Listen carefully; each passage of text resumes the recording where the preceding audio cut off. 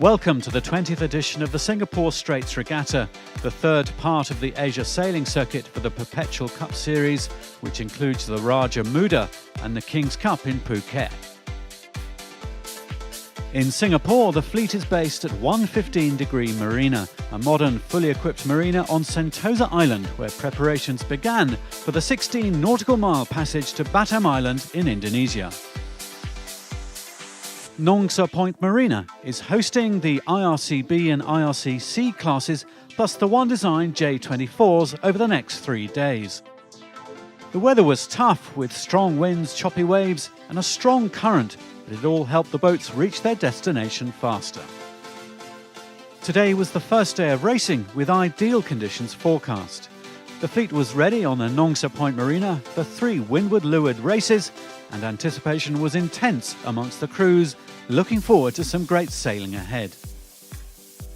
I was here in the 90s, and it's just as nice as it was then, and generally it's hard to keep things looking good in the tropics, and they've done a really nice job.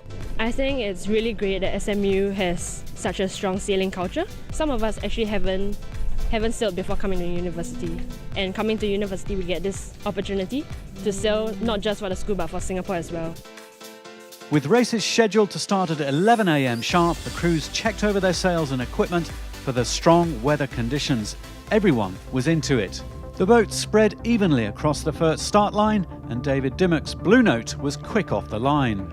2 windward marks were set, a short course for the IRC and One Design classes, and 1 further out for the IRCB class. The wind increased halfway up the beat, and the battles between the boats were close and exciting. Blue Note, the biggest boat of the fleet, was first around the windward mark, followed by Recurring Dream, while on the shorter course the J24 from SMU, Singapore Management University, was neck and neck with the Plateau 25.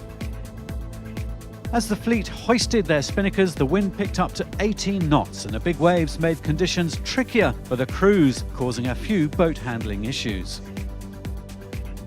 By the time they reached the leeward mark, the wind was even stronger, with rain added to the mix. With 3 loops scheduled for each race, there was plenty of racing to come, and the crews gave their best as they headed for the second upwind.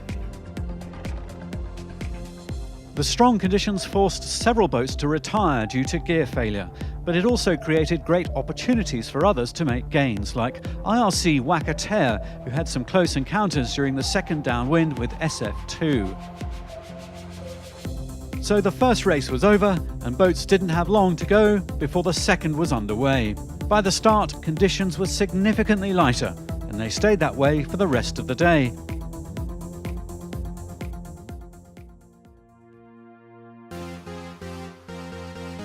Tomorrow we'll be back in Singapore with the exciting SB20 class action, while racing for the IRC classes continues here in the Nong Sa Point Marina.